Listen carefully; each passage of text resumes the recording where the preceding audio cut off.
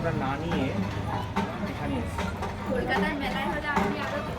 কলকাতার মেলার মধ্যে আমি আজ থেকে 2 বছর আগেও নিউ টাউন অষ্টসিদ্ধ মেলায় তোমরা যাও তো, এই যে এই সরস্বতী মূর্তি, এই সরস্বতী মূর্তি ভীষণ সুন্দর এই জায়গাটা। আজ আমরা যেখানে এসেছি এটা হচ্ছে বিকনা ডোকরা গ্রাম।